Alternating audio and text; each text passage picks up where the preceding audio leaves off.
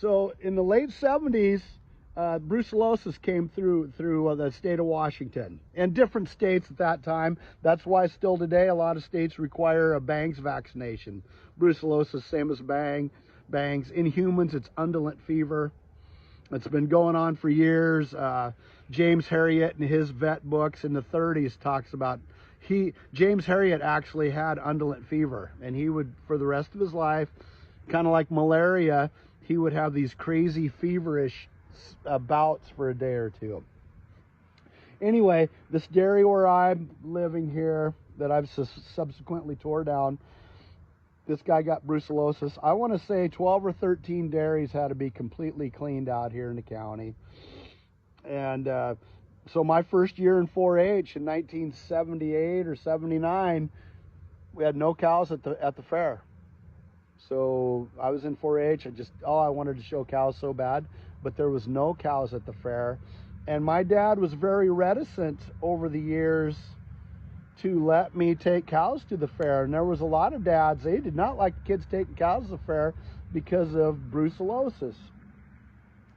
Now, this guy, when I bought this place, there's an old flat barn, and it had probably 10 or 15 legal boxes yet left over, 20 years later, 25 years later, from his brucellosis lawsuits, different cattle dealers, different auction barns, all different names, different dairies. It was really a blast from the past. And this guy's wife was going to write a book, and that never happened. Now, I went to work for a family when I was 17 because I didn't get along with my parents, and they had bangs also. Well, I take it back. They had one reactor, and then they had to run all the cows through the parlor, and they had a new parlor, and the cows didn't want to come in after a while because they kept getting blood work.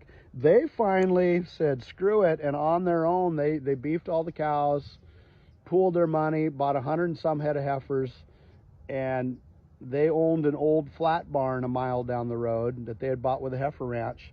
They threw a tank in that flat barn, and they just started buying basically junk heifers and started milking.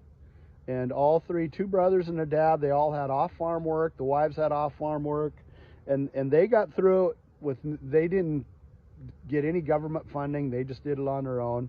I showed up 1984, so they'd been at it about 2 generations of cattle, and their herd was not good.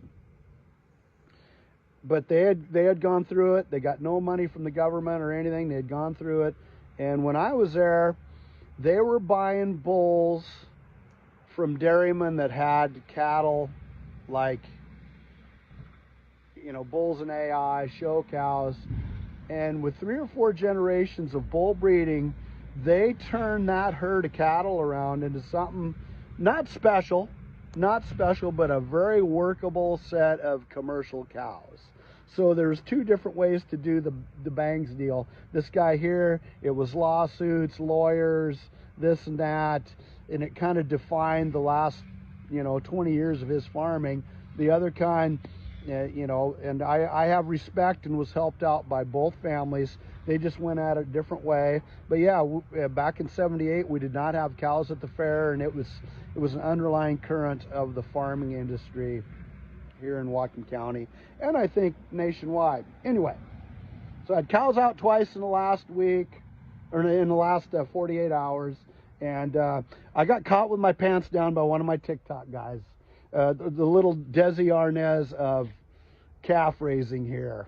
So if you missed the earlier video, my neighbor George comes by when he's helping put cows in last night, and he goes, "Hello, friend. Are you going to make a TikTok about these?"